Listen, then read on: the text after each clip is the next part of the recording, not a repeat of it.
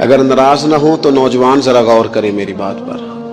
میں ظاہر ہے معاشرے کا حصہ ہوں، سوسائٹی میں رہتا ہوں، کچھ چیزوں کو میں قریب سے جانتا ہوں. پتہ ہے بندہ نیک کون ہوتا ہے؟ جس کی تنہائی نیک ہوتی ہے، جو اکیلے میں نیک ہوتا ہے. تنہائی جس کی پاک صاف ہوتی ہے، اصل میں وہ بندہ نیک ہوتا ہے. ہمارے ہاں نا بالخصوص نوجوان نسل سے کہوں گا، تمہارے پاس سہولت آئی ہے موبائل کی، تمہارے پاس سہولت آئی ہے انٹرنیٹ کی، لیکن دیکھنا اس کی وجہ سے کہیں تمہاری تنہائی ناپاک نہ ہو جائے. دیکھنا اس کی وجہ سے کہیں تمہارا وہ اکیلے میں جو تمہارا رب رسول سے رشتہ جڑنا چاہیے تھا، سجدے کا نور ہونا چاہیے تھا، اچھی منصوبہ بندی کرنی چاہیے تھی، وہ میلا کچیلا نہ ہو جائے. تنہائی جس بندے کی پاک ہوتی ہے وہ نیک ہوتا ہے. محفل میں تو ساری اچھی اچھی باتیں کرتے ہیں، محفل میں تو سارے لوگ ہی نیک ہوتے ہیں. یہ صحیح بخاری میں حدیث ہے، نبی اکرم صلی اللہ تعالی علیہ وسلم نے فرمایا، میں اپنی امت کے کچھ ایسے لوگوں کو جانتا ہوں جو قیامت کے دن تہامہ پہاڑ کے برابر نیکیاں لے کے آئیں گے. تہامہ پہاڑ تھا ایک بڑا سفید رنگ کا، اس پہاڑ کے برابر وہ نیکیاں لے کے آئیں گے، لیکن فرمایا اللہ تعالیٰ ان کی نیکیوں کو ہوا میں اڑا دے گا. حضرت ثوبان رضی اللہ تعالیٰ عنہ نے عرض کی، یا رسول اللہ صلی اللہ تعالیٰ علیہ وسلم ہمیں یہ معاملہ کھول کر بیان کر دیں. حضور علیہ الصلوۃ والسلام فرمانے لگے، وہ راتوں کو عبادت بھی کرتے ہیں، اللہ کی بارگاہ میں بھی حاضر ہوتے ہیں، لیکن فرمایا ان لوگوں کا مسئلہ یہ ہے، ان کا نقصان یہ ہے، گھاٹا اور خسارہ یہ ہے کہ جب وہ اکیلے ہوتے ہیں تو رب کی حرمتوں کو پامال کرتے ہیں، دین کی حدوں کو توڑتے ہیں، تنہائیوں میں رب کی نافرمانی کرتے ہیں. نتیجہ کیا نکلتا ہے کہ وہ جو لوگوں کے بیچ نیکیاں کی ہوتی ہیں، نمازیں پڑھی ہوتی ہیں، عبادتیں کی ہوتی ہیں، صدقات کی ہوتے ہیں، وہ بھی ضائع ہو جاتے ہیں. اگر یہ لوگ اپنی تنہائی پاک کر لیں تو ان کی باقی ساری عبادتیں بھی محفوظ ہو جائیں گی. اپنی تنہائی پر توجہ دیں. اپنی بالخصوص نوجوانوں، میری آپ سے بڑی درد مندانہ اپیل ہے، اپنی تنہائی میں نا رب کی بارگاہ میں حاضر ہو، اچھے ارادے کرو، اچھی منصوبہ بندی کرو، لمبی دعائیں مانگو. اکیلے جب ہو تو پھر نہ وضو کر کے رسول پاک کی بارگاہ میں درود و سلام پڑھو. دلوں کو قوت ملے گی، حافظے مضبوط ہوں گے، تمہارے چہروں پر روشنی آئے گی. حضور علیہ السلام نے فرمایا شراب جو ہے نا یہ ناپاکی کی جڑ ہے. فرمایا جس نے شراب کو پیا 40 دن تک اللہ اس کی عبادت قبول نہیں فرمائے گا. اور حضور علیہ السلام فرماتے ہیں اگر کوئی اس حال میں مرا کہ اس کے پیٹ میں شراب تھی تو وہ جاہلیت کی موت مرا ہے. جس طرح جاہلیت میں لوگ مرتے تھے، مجھے بتائیے ایک دفعہ پیے تو 40 دن تک نماز قبول نہیں ہوتی، تو جو عادی ہو خدا را اپنے بچوں کی نگرانی کرے، اپنے دائیں بائیں غور کرے، یہ بہت بڑی مصیبت ہے. حضرت مولا علی شیر خدا فرمایا کرتے تھے دریا میں اگر شراب کا قطرہ گرے اور پھر وہ دریا خشک ہو جائے اور پھر نیچے سے گھاس اگائے اور پھر میرا گھوڑا اگر وہ گھاس کھا لے تو میں اس گھوڑے پر سواری بھی نہیں کروں گا. اتنی زیادہ یہ ناپاک ہے، پلید ہے کہ میں اس گھوڑے پر نہیں بیٹھوں گا. اس سے احتیاط کی جائے. اور پھر میرے نبی اکرم صلی اللہ تعالی علیہ وسلم نے فرمایا 3 طرح کے لوگ ایسے ہیں کہ ان کی نمازیں ان کے کانوں سے اوپر نہیں جاتی. اللہ تعالیٰ کی بارگاہ تک، عرش تک پہنچنا تو دور کی بات، کانوں سے اوپر نہیں جاتی. 3 قسم کے لوگ ہیں. ایک تو حضور فرماتے ہیں بھاگ جانے والا غلام. اس دور میں لوگ غلام خریدتے تھے، جو بھاگ گیا اس کی نماز کانوں سے اوپر تک نہیں جاتی. اور ایک حضور فرماتے ہیں ایسی عورت جو اس حال میں رات گزارے کہ اس کا خاوند اس سے ناراض تھا، تو اٹھ کے تہجد پڑھے یا عبادت کرے یا صلاۃ اللیل کرے، اس کی نماز اس کے کانوں سے اوپر نہیں جاتی. اور حضور علیہ السلام فرماتے ہیں ایسا امام کہ جو زبردستی امامت کرائے اور لوگ ان کی امامت کو پسند نہ کریں، ایسے شخص کی نماز بھی اس کے کانوں سے اوپر نہیں جاتی. اپنے اعمال صالحہ کو سنبھالیں، کوشش کریں ایسا کوئی کام نہ ہو جس سے ہمارے اعمال مقبولیت سے باہر نکلیں. یہ جو اللہ خیر کرے عاشق رسول نعت خواں میں ملے ہوئے ہیں، جو عشاء پڑھ کے آتے ہیں اور فجر سے پہلے واپس چلے جاتے ہیں، کوئی پتہ نہیں کیا ماحول ہے، ساری زندگی ہو گئی حضور سے عشق کرتے پر داڑھی نصیب نہیں ہوئی، یعنی کس قسم کا عشق ہے جو عشق تو ہے اور سنت نہیں رسول اللہ کی، یہ ساری زندگی بیت گئی اور نصیب نہیں ہوئی۔ اب تو خیر پیر بھی بہت سارے مارکیٹ میں آ گئے، مولوی صاحب کی تھوڑی سی چھوٹی ہو تو ان کے پیچھے نماز نہیں ہوتی، تو پیر کی چھوٹی ہو تو بیعت ہو جاتی ہے۔ لیکن ہمارا معیار ہے نا جی، مولوی صاحب کی مسجد سے چھٹی ہو جاتی ہے، پیر صاحب کو کون نکال سکتا ہے گدی نشینی؟ ضرورت ہے کسی کی؟ اب تو پیروں کے بچوں کو لوگ شہزادے کہنے لگے ہیں، تو میں نے کہا اس کے ابے کو بادشاہ کہا کرے پھر، کیونکہ شہزادے تو بادشاہوں کے ہوتے ہیں۔ عجیب معیار بن گیا نا، اس کو بدلیں۔ فقیری اور چیز کا نام، فقیری تو رسول اللہ کی غلامی کا نام ہے۔ اورنگزیب عالمگیر کے بارے میں اعلیٰ حضرت فاضل بریلوی رحمۃ اللہ نے لکھا ہے کہ اورنگزیب عالمگیر ایک دن بیٹھے تھے تو ایک بہروپی آ گیا، آ کے کہنے لگا بادشاہ میں روپ بدل کے دکھاؤں گا، اگر آپ مجھے نہ پہچان سکے تو میں آپ سے انعام لوں گا۔ اورنگزیب کہنے لگے کہ میں کوئی ایسے ویسے ہی حکمران ہوں، ہمارے پاکستان کے حکمران تو کہتے ہیں مجھے تو سویرے پتا چلا ہے کہ ملک میں کیا ہو رہا ہے، ہندی سویرے آنکھ کھلی ہے تو پتا چلا ہے، نہ ادھر ادھر کی تو بات کر، یہ بتا کہ قافلہ کیوں لٹا، مجھے رہزنوں سے غرض نہیں تیری راہبری کا سوال ہے۔ کہتا ہے جی مجھے سویرے پتا چلا ہے، تو اتنا نابینا تھا تو تجھے آنے کی کیا ضرورت تھی؟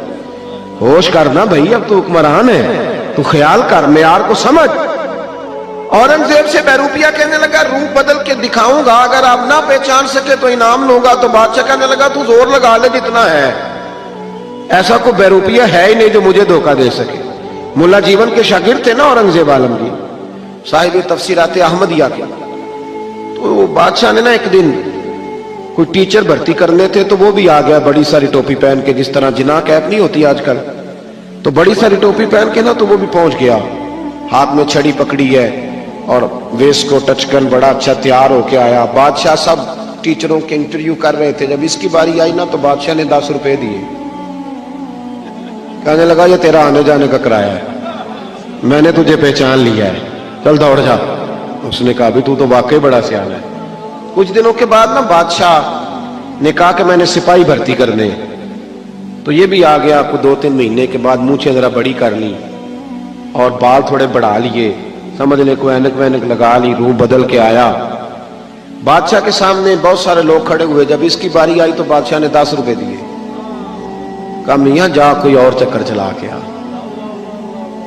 بادشاہ جب سفر پہ جایا کرتے تو فقیر آیا کرتے تھے مانگنے والے، 2-4 مہینے کے بعد بادشاہ نکلا سیر کے لیے جانا تھا تو فقیر آ گئے، اس نے بھی نا منہ پہ سیاہی مال لی، کپڑے پھاڑ لیے، ہاتھوں میں کاسا لے لیا۔ بادشاہ نے باقیوں کو 5-5 دیے، اس کی باری آئی تو 10 دیے، کہا میاں یہ تیرا کرایہ آنے جانے کا، میں نے تجھے پہچان لی۔ اعلیٰ حضرت رحمت اللہ لکھا ہے اس کو، 2 سال بیت گئے بہروپیے کو روپ بدلتے، لیکن جب بھی وہ روپ بدل کے آتا بادشاہ پہچان لیتا۔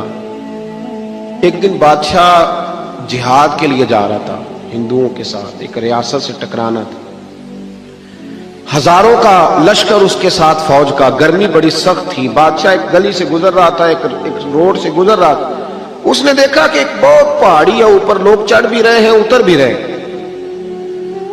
اس کے دل میں خیال آیا کہ ادھر کیا ہے، ایک آدمی سے پوچھا یہاں کیا ہے، اس نے کہا جی وہاں نا اوپر ایک درویش بابا بیٹھے ہیں، لوگ اس سے دم کراتے ہیں، دعا کراتے ہیں، اللہ اللہ کراتے ہیں، نیک آدمی ہے۔ تو پرانے سارے لوگ اللہ والوں کو ماننے والے ہوتے ہیں۔ بادشاہ کہنے لگا میں بھی اچھے کام جا رہا ہوں، چلو میں بھی دعا کرا رہا ہوں۔ اب بادشاہ لوگ نازک مزاج ہوتے ہیں، آپ کو پتہ ہے، بڑی مشکل سے پہاڑی پہ چڑھا، اوپر گیا تو لائن لگی ہوئی تھی، کہا میں اورنگزیب، اس نے کہا جی ہمارا بابا امیر غریب کا فرق نہیں کرتا، ملنا ہے تو لائن میں لگ جاؤ۔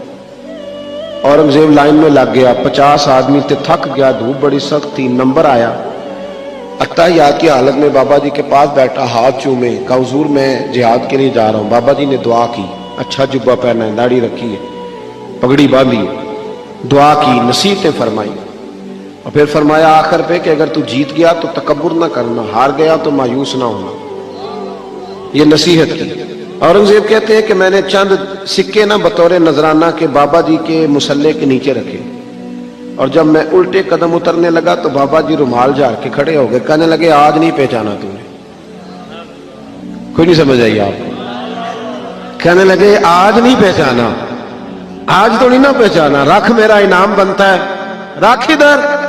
बादशाह कहने लगा अल्लाह तेरा भला करे, तूने तो थका दिया, कहां चढ़ा हूं कहां रुका हूं, पसीना पैरों तक आ गया है, पर चलो बात बन गई, तूने भाई कमाल कर दिया, औरंगजेब को धोखा दिया। बहरहाल बता क्या चाहिए।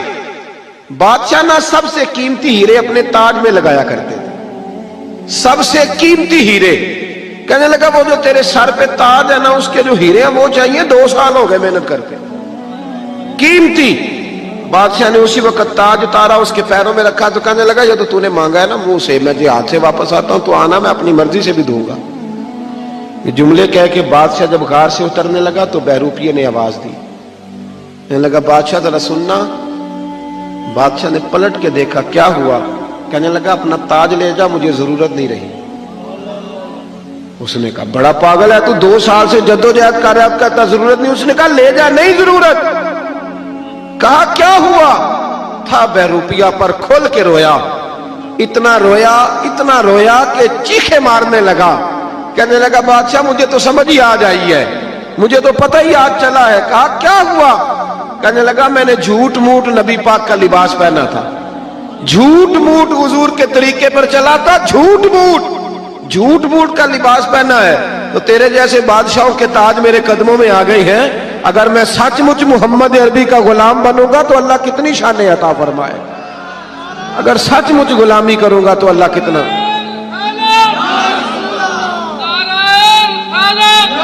भाई यहां तो जिन्होंने झूठ मूठ नाम लिए उनकी मौजें लग गई, तो जो सचमुच करेंगे बताइए अल्लाह कितनी शान अता फरमाए। अपना म्यार ना बदले कभी भी म्यार। हमारा म्यार बड़ा अजीब हो गया है, बड़ा अजीब म्यार है, यानी अजीब रंग है ना हमारा, कि खुशी का मौका हुआ तो शैतान को दावत देनी, बेटी की शादी हुई तो जराना शैतान से, ढोल ढमक्का शोर शराबा, और जब कोई मर गया फिर अल्लाह रसूल से दोस्ती, फिर खत्म शरीफ, रब रसूल से दुखों का रिश्ता। जब तुझे शौक आए और तेरे ऊपर नेमत हो तो फिर तू गैरों को दावत दे, या तो कर ना कर जुर्रत, फिर कोल वाले दिन भी बैंड बाजा बजा तेरा पता चले, फिर एक तरह का म्यार कर। दुनिया देखना, मैंने दुनिया रखनी है जी, मेरे लोग क्या कहेंगे, तो लोग तो किसी को अच्छा कहते ही नहीं। फिर क्या तू सारी दुनियादारी करके ठीक हो गया?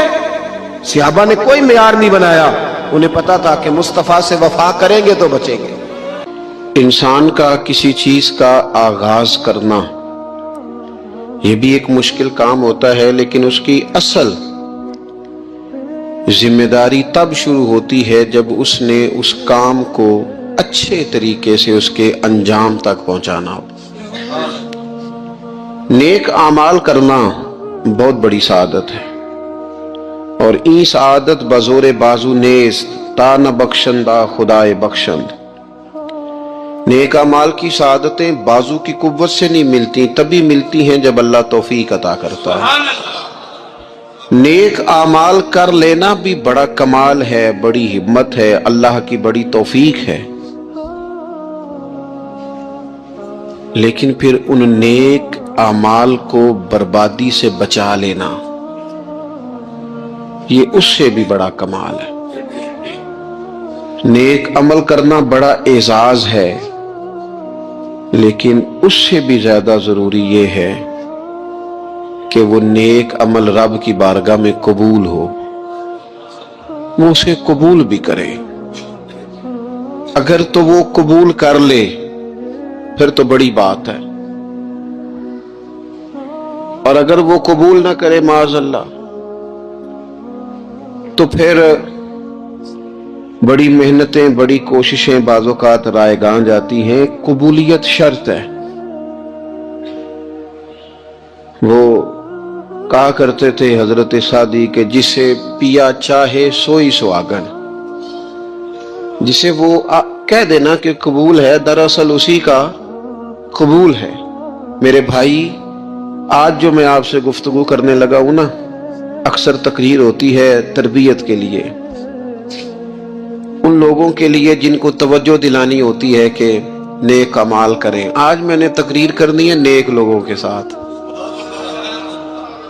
आज कुछ खिताब ना ان لوگوں کے ساتھ ہے جو نیکیاں کرتے ہیں بلکہ اگر ناراض نہ ہو تو نیک ہونے کا دعویٰ کرتے ہیں.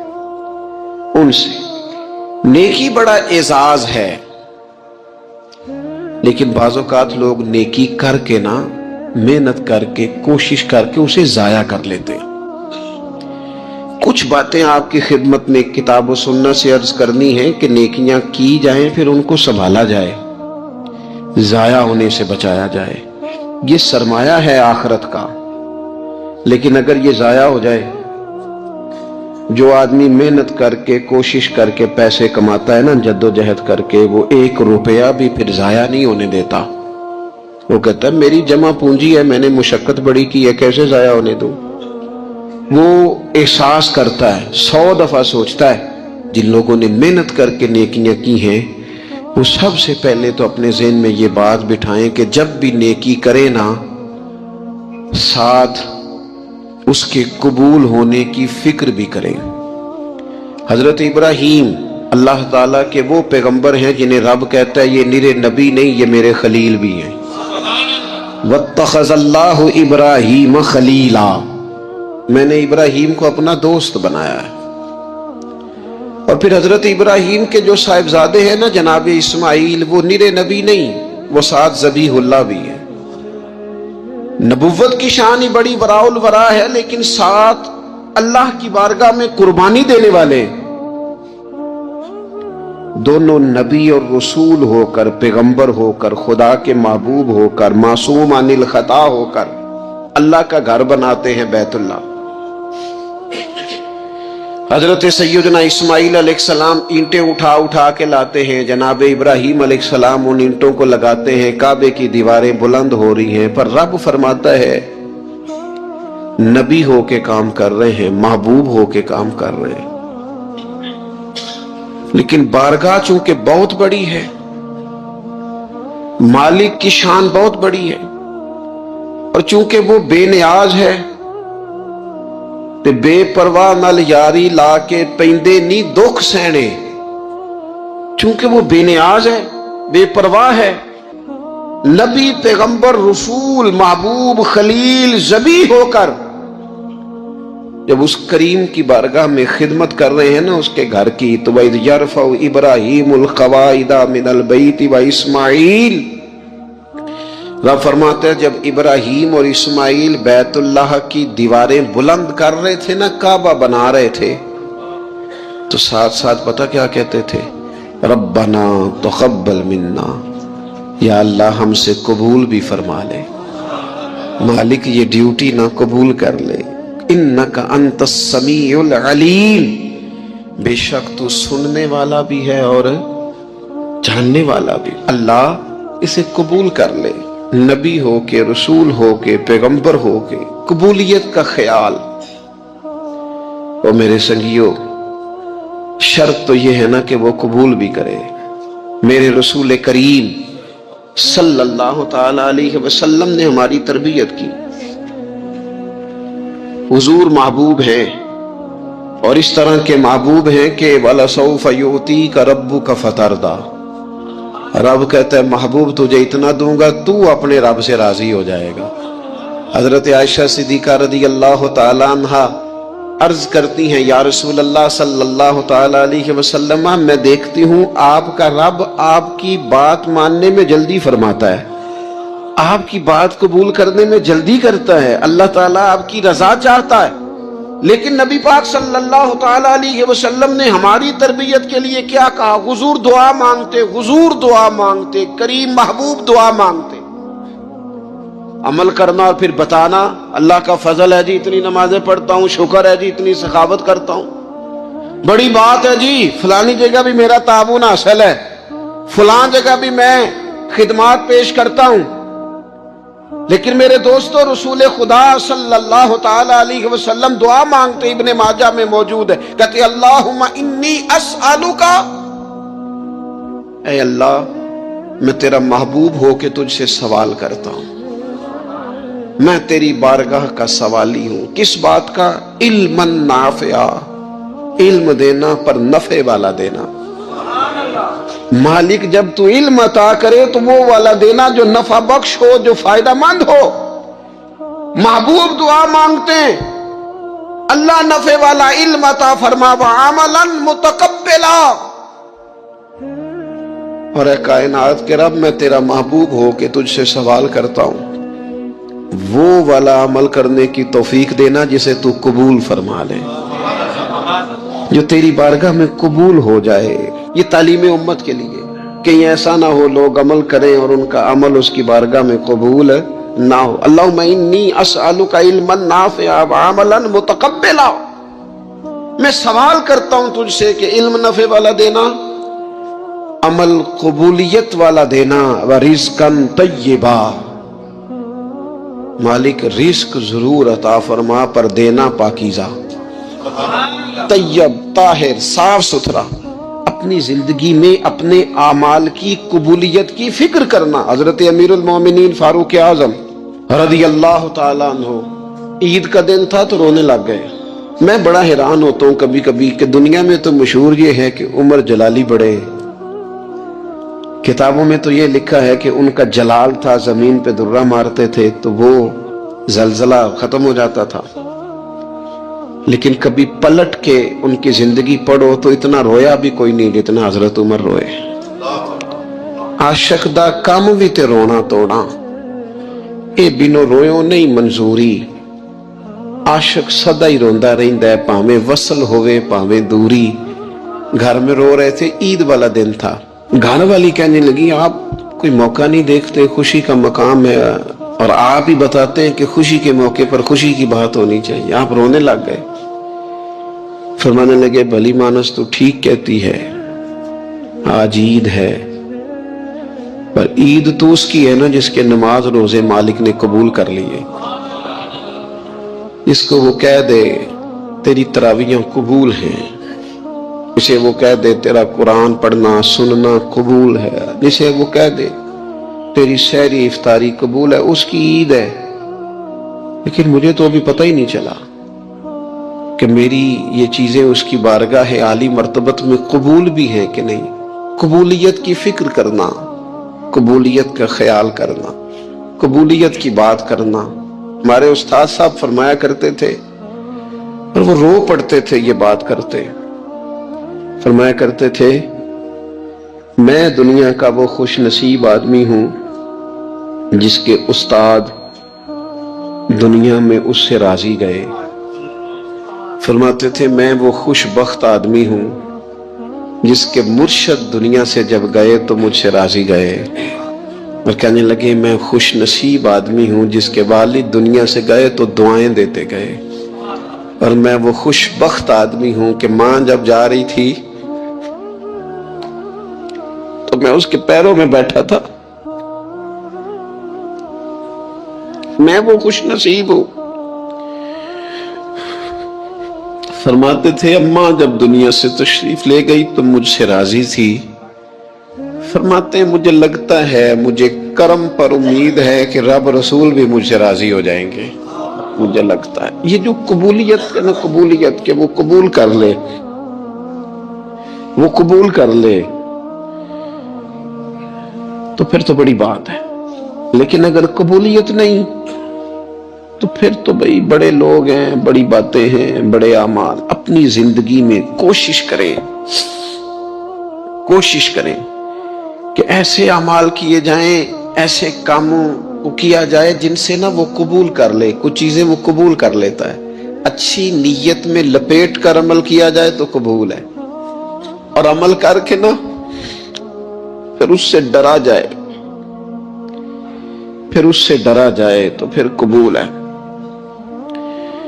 پھر خوف کیا جائے کہ چونکہ بارگاہ بڑی ہے تو پھر قبول ہے۔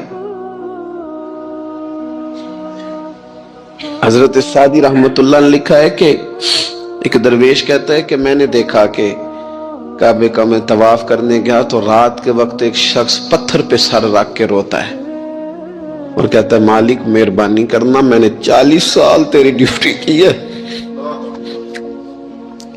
میری کو 2-4 دن کی قبول کر لینا، میں نے 40 سال تیری نوکری کی، قبول فرما لینا، قیامت میں رسوا نہ کرنا۔ वो शख्स कहते, बुजुर्ग कहते, मैं समझा आपको बड़ा गुनाहगार है,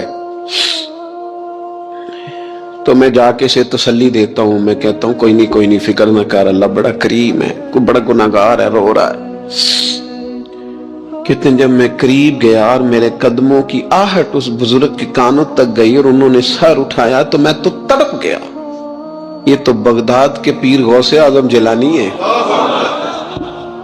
अब देखो ना, राती सारी कर कर जारी नींद अखों की तोंदे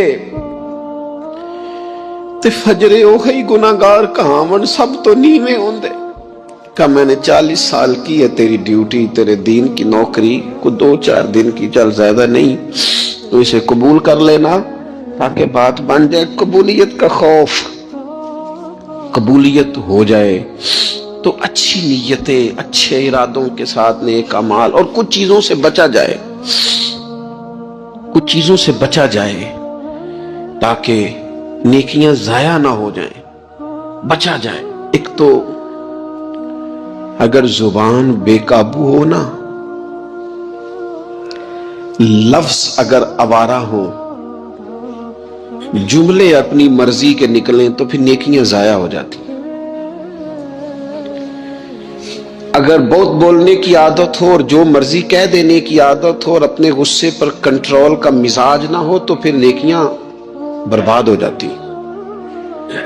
कुछ लोग ऐसे होते हैं जो बड़े बेहतरीन काम वाले होते हैं लेकिन उनकी जुबान से डर आता है,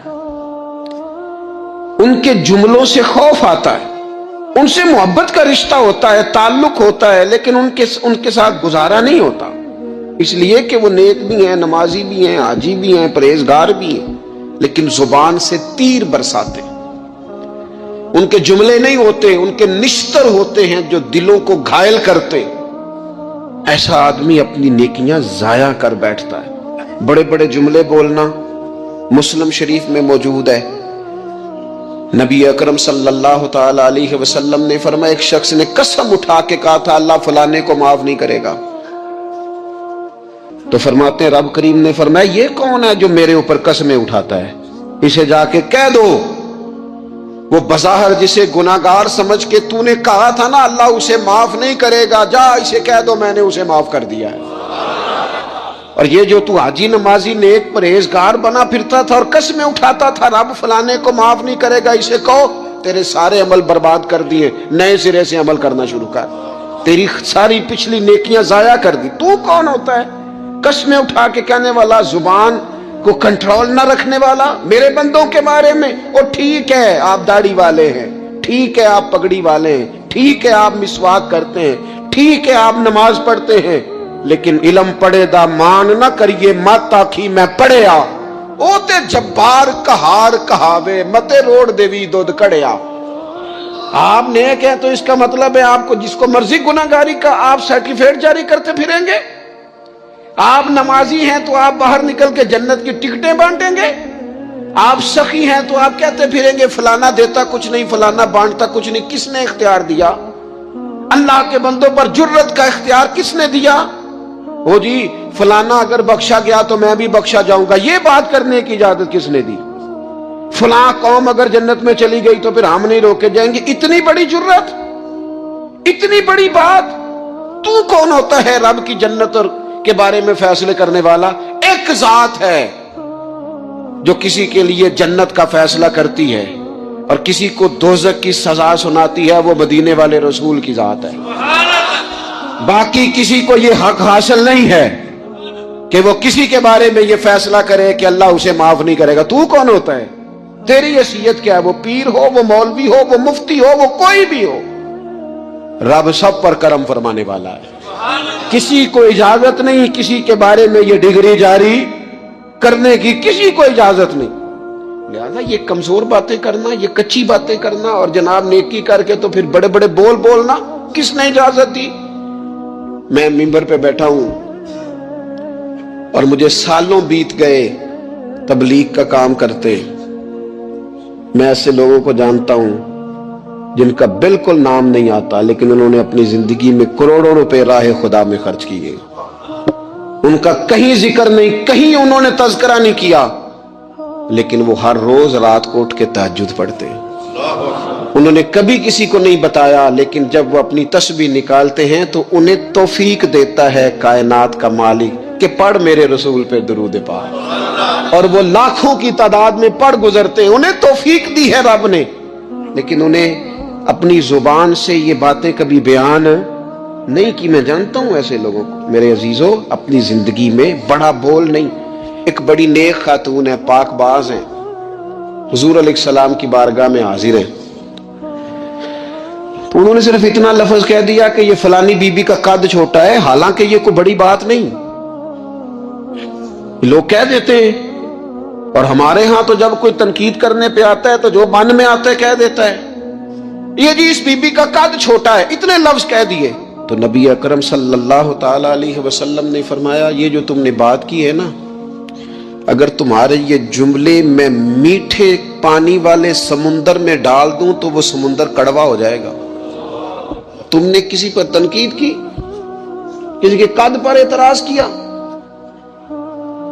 یہ تعلیم امت کے لیے حضور نے بات ارشاد فرمائی، ورنہ وہ خاتون ان کی تو بڑی عظمت ہے، لیکن رسول اللہ صلی اللہ تعالی علیہ وسلم نے ہمیں بتایا، ہمیں سمجھایا، ہمیں سکھایا کہ تم اپنے بول کی وجہ سے، اپنے لفظوں کی وجہ سے اپنی نیکیاں ضائع نہ کر بیٹھنا، دعوے نہ کرتے پھرنا زندگی میں کہ میں نے یہ کر دیا، میں نے وہ کر دیا، میں نے بڑے انقلاب برپا کر دیے، او جی اللہ کا فضل ہے جی، اللہ نے بڑی توفیق دیا جی، ڈیرے پہ بڑے لوگ روٹی کھاتے ہیں جی، دسترخوان میں نے لگایا ہوا ہے جی، فلانے کے ساتھ بھی میں، او بس کر یار، تو کسی کو کیا دے سکتا ہے، یہ دیکھ تو دینے والا تو کریم رب ہے، تو 100 کو دے کے 200 کو دے کے بتاتا ہے، وہ پتہ نہیں کس کس کو عطا فرماتا ہے۔ حضرت ابراہیم خلیل علیہ السلام بغیر مہمان کے روٹی نہیں کھاتے تھے۔ ایک دن مہمان آیا، یہ نبیوں کی شان ہے، پیغمبروں کی شان ہے۔ ایک دن مہمان آیا تو فرمانے لگے بسم اللہ پڑھ، وہ کسی اور نظریے کا تھا، نہ پڑھ سکا، فرمانے لگے جا کہیں اور روٹی کھا لے، اگر نہیں پڑھتا تو اٹھ کے چلا گیا۔ تو رب کریم نے فرمایا خلیل کتنی عمر ہو گئی اس بندے کی، مالک بوڑھا ہو گیا ہے، فرمایا اس نے کبھی میرا نام نہیں لیا، میں نے تو ٹکر کبھی بند نہیں کیا، میں نے تو نہیں کبھی بند کیا، میں تو دیتا ہوں، عطا کرتا ہوں۔ یہاں لوگ کہتے ہیں جا تیری تنخواہ کاٹی گئی، یہاں لوگ کہتے ہیں جا تیرے اتنے دن کے فلاں معاملات ختم ہو گئے، جا نکل ادھر سے، میں دیکھتا ہوں کون تجھے روٹی پہ رکھتا ہو، بس کر، واللہ خیر الرازقین، رزق دینے والا اور بہتر دینے والا میرا رب کریم ہے۔ اس لیے بڑے جملے نہیں، میرے نبی اکرم صلی اللہ تعالی علیہ وسلم نے فرمایا بے شک بڑے بول اور بری عادتیں تمہارے نیک اعمال کو اس طرح بگاڑ دیتی ہیں جس طرح سرکہ شہد کو بگاڑ دیتا ہے۔ لہذا میرے دوستو، عمل کرنا ہے پھر اسے چھپانا ہے، کیونکہ جس چیز کو بندہ چھپاتا ہے نا اسے قیمتی سمجھتا ہے۔ میرا دل کرتا ہے میں یہ بات روز کروں، مجھے پیاری بڑی لگتی ہے، روز کروں یہ بات۔ پاک رسول کی پاک اولاد، عزت والے نبی کا عزت والا گھرانہ، امام زین العابدین، اتنے اتنے موٹے موٹے پشت پر نشان تھے، موٹے موٹے، غسل دیا جا رہا تھا تو ساری کمر موٹے موٹے داغ۔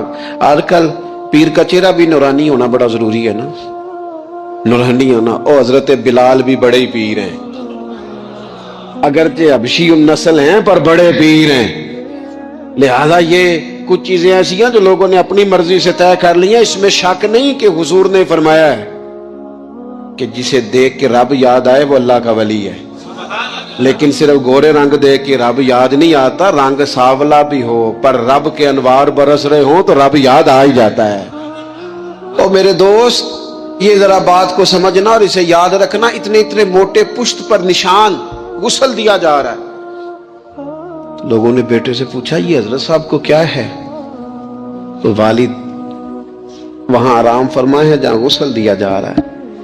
تو امام باقر رو پڑے، کہنے لگے میرے ابا جی نا اپنی پشت پر تھیلے رکھ کے نا اناج کے، کس کی بات کر رہا ہوں؟ حسین ابن علی کے بیٹے کی، کربلا میں بچنے والے میرے امام کے ایک صاحبزادے، پشت پر بوریاں رکھ کے غریبوں کے گھروں میں پہنچا کے آتے۔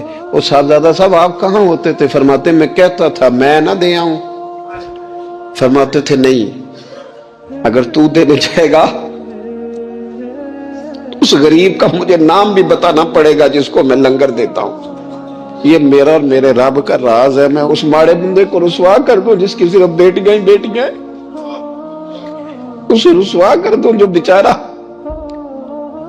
फरमाया वो मुझे बताते नहीं थे, बुढ़ापे तक पुश्त पर बोझ रख के उन्होंने नबी पाक की उम्मत के घरों तक पहुंचाया है। मेरे अस्सा फरमाया करते थे किसी की बेटी की शादी करानी है फिर खुद नहीं शादी पे जाना। हुजूर क्यों? फरमाने लगे बच्ची का बाप तो मौसम के पीछे ही भागता रहेगा, खुद ना जाना, बस ठीक है पीछे पीछे रहना, सामने ना आना, पीछे। मेरे दोस्त कभी भी कोई बड़ा बोल नहीं, इससे नेकियां। और फिर एक और बात, दिल अगर साफ ना हो तो भी मालिक नेकियां कबूल नहीं करता। पाक होवे ते पाक ही मिलदा ही, ते बिना पाकों पाक नहीं मिलदा। ऐ सारे वजूद दे धोण दे नालों इक्को धोला टुकड़ा दिल दा। ये जो पाकीज़गी है ना दिल की, ये ना हो तब भी नेक अमाल उसकी बारगाह में कबूल नहीं होते। नेक अमाल की कबूलियत के लिए दिल का साफ होना, कुशादा होना, खुला होना, यह भी जरूरी है। दिल में बोझ हो, अदावत हो, असद हो, लोगों के लिए कीना भरा हुआ हो और अमाल कबूल हो जाए ना। उस करीम के कुछ फैसले हैं, वो अमाल की कबूलियत के आदाब बताता है। वो कहते हैं मेरी मर्जी से करोगे तो मैं कबूल करूंगा। हदीस पाक आपको सही मुस्लिम में मिलेगी।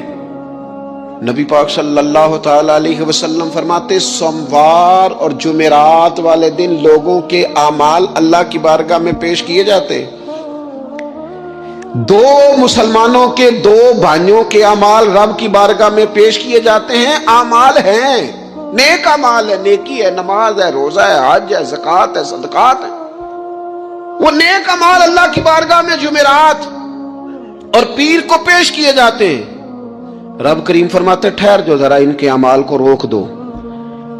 या अल्लाह क्यों? फरमाए इसलिए कि इनके आपस में ना दिलों में नफरत है, घुटन है, अदावत है। इनको जरा मोहलत दो, ये पहले सुलह कर लें फिर इनके अमाल भी कबूल कर लेंगे। कि ना अदावतें पाली हुई हैं, अपने दिलों के अंदर घुटन पैदा की हुई। इख्तलाफ कहां नहीं होता, लेकिन नफरतें पैदा कर लेना। क्या जुर्म किया है भाई ने, कौन सा कुफ्र कर बैठे हैं रिश्तेदार, कौन सी ऐसी बात निकल गई है जो जिंदगी के नाते तोड़ के बैठ गए हम। रब कहता है नहीं कबूल होंगे अभी इसके अमाल, रोक दो जब तक ये आपस में सुलह न कर ले। मस्जिद में भी पाबंदी से आओ, फजर की जमात भी नहीं छूटनी चाहिए, जुमे वाले दिन भी वक्त पे आओ। लेकिन अगर कबूलियत करानी है तो 20 मिनट निकाल के ना उस रिश्तेदार के घर भी चले जाओ जिससे नाराजगी चल रही है। थोड़ा सा ना उधर भी एक चक्कर लगाओ, इसलिए कि वो कहते हैं कबूल ही तब करना है, पहले ये वाला काम कर। लेकिन अंदर अदावत से भरा हुआ हो, सीना भूख से भरा हुआ हो, तो फिर उसकी रोशनी में जो अमाल किए जाएं वो कबूल नहीं होते। कुरान मजीद फुरकान हमीद ने एक और वजह भी बयान की है, फरमाया नहीं कबूल करेंगे। इमाम शाफी से एक बंदे ने कहा मेरा दिल करता है मैं कुछ लोगों पर खर्च करूं पर मुझे कोई मुस्तहिक बंदा नहीं मिलता। तो इमाम साहब हंस पड़े, कहने लगा जी आप हंसे क्यों? फरमाने लगे तो जो कुछ अल्लाह ने तुझे दिया है तू उसका मुस्तहिक था, तू हकदार था। जब रब ने तुझे बगैर हिसाब दिया है तो तू अल्लाह के बंदों को टटोलता फिरता है। तू कहता मैं पता करूं ये हकदार है कि नहीं, और तू उसके रास्ते में बेहिसाब दे, रब भी तुझे बेहिसाब ही अता फरमाएगा। तू ढूंढता और टटोलता फिरता है। कुरान मजीद ने कहा बड़े बड़े सदके देने वालों, खैरात करने वालों, अल्लाह के रास्ते में खर्च करने वालों, एक बात का ख्याल रखना, तुमने दिया बंदे को है पर दिया है अल्लाह की राह में, अल्लाह की रिजा के लिए। या अय्युहल्लज़ीना आमनू ला तुबतिलू सदकातिकुम बिलमन्नि वल अज़ा। ऐ ईमान वालो अपने सदके जाया न कर लेना। और ये कुरान मजीद के लफ्ज हैं। किस तरह? बिलमन्नि वल अज़ा, फरमाया एहसान जतलाकर और तकलीफ देकर अपने सदकात जाया न कर लेना, अपनी ज़कात जाया न कर लेना, اپنے فطرانے ضائع نہ کر لینا. بالمن والعذا، یہ جو دو جملے ہیں قرآن مجید کے، یہ اس عنوان پر حرف آخر ہیں. جب بندہ کسی کو احسان جتلا دیتا ہے تو تکلیف خود بخود ہو جاتی ہے. بالمن والعذا، تم نہ احسان جتلا کر، والعذا اور تکلیف دے کر اپنے صدقات کو ضائع نہ کر لینا، احسان نہ جتلانا. تمہارے صدر الشریعہ بدرو طریقہ مولانا امجد علی صاحب اعظمی رحمۃ اللہ نے لکھا ہے، اگر تمہارے بھائی علیحدہ ہے اور وہ کمزور ہو گیا، اسے زکوٰۃ لگتی ہے. بہن غریب نہیں ہے، ماڑی ہے، اسے زکوٰۃ لگتی ہے. ماموں میں، چاچوؤں میں، ادھر ادھر اگر کوئی غریب ہے قریبیوں میں اور مستحق ہے زکوٰۃ کا، تو فرماتے ہیں اسے بتاؤ نہ کہ میں تمہیں زکوٰۃ دے رہا ہوں. اس کے گھر جاؤ، اسے کہنا یہ میری طرف سے بچوں کے کپڑے لے لینا. اسے کہنا یہ پیسے میری طرف سے بچوں کی عیدی ہے، مٹھائی کا کہہ کے دے آؤ. اسے بتانا نہ، کیوں کہ اسے تکلیف ہوگی.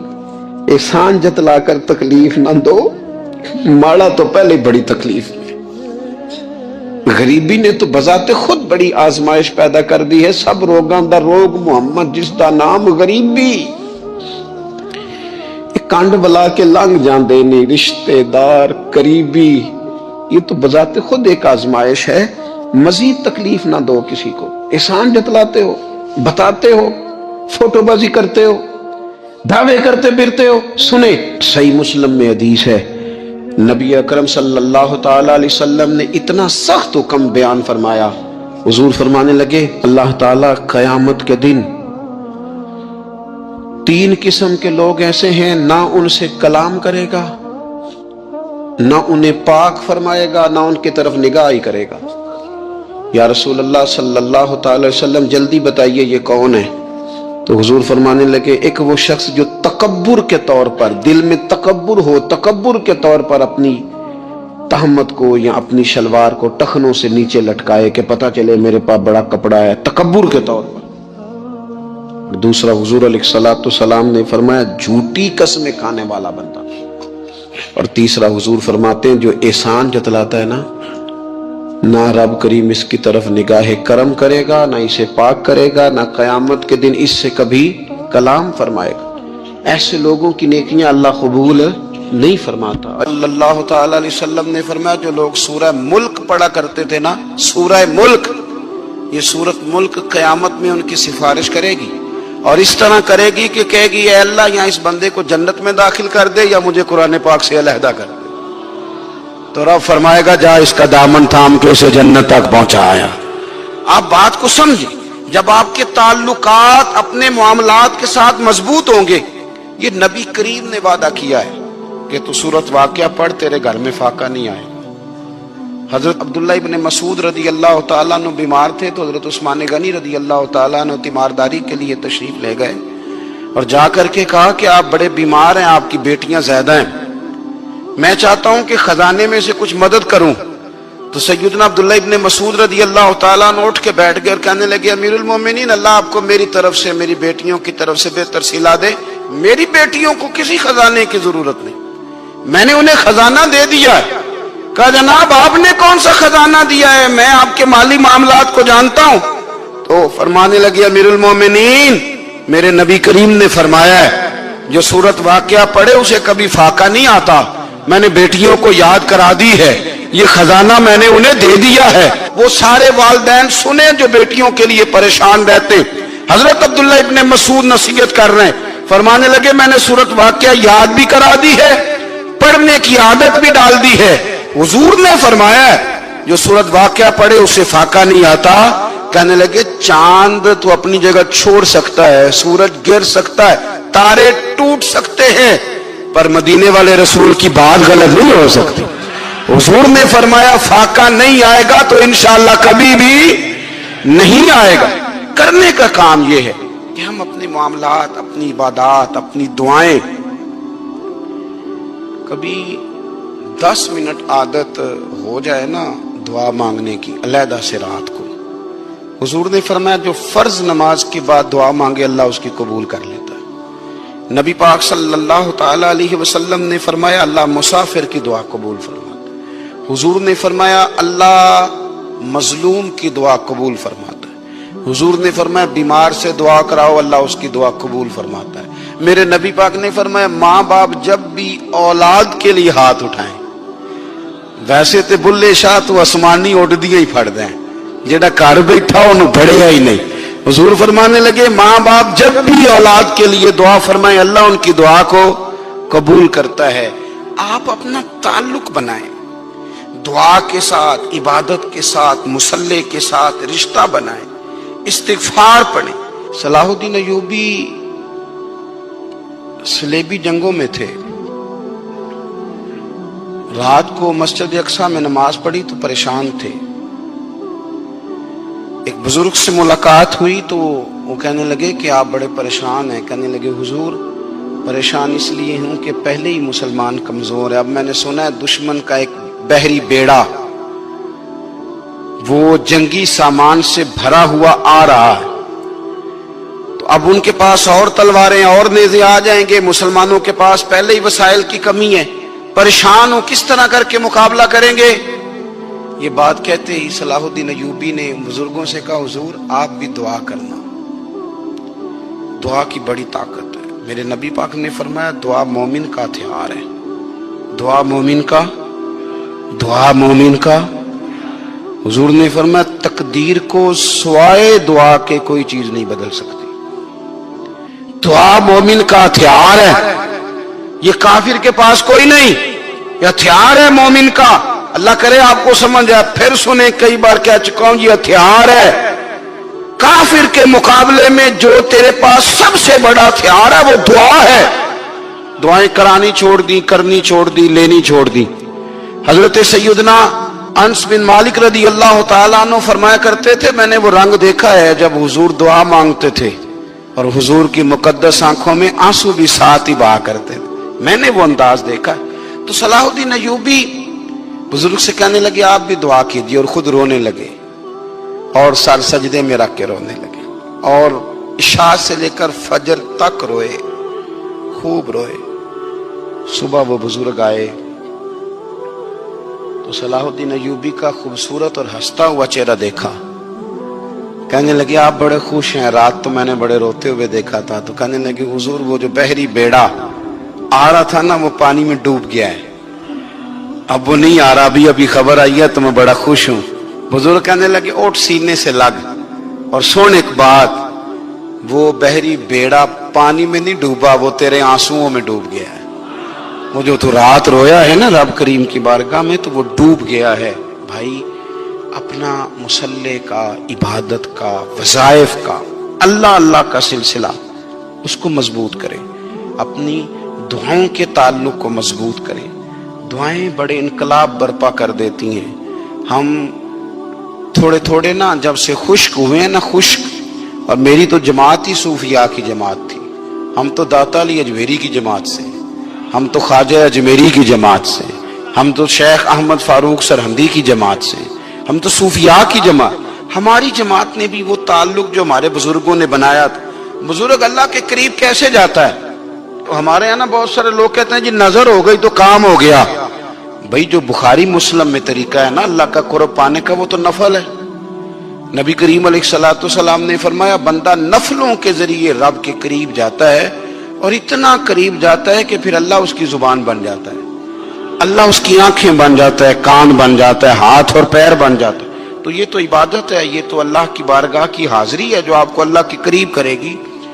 تو اپنے نماز کو اہمیت دے کے ادا کریں، نمازیں موبائل بند کر کے ادا کریں۔ لیکن نا کچھ لوگ کہتے ہیں مجھے ٹائم نہیں ملتا نماز کا، تو میں کہتا ہوں یہ آپ نے بڑی جرت کی بات کی ہے۔ مجھے کو میرا پیر بھائی کہا تھا نا میرے پاس ٹائم نہیں آپ کو ملنے کا، تو میں کہتا ہوں آج کے بعد آنا ہی نہ۔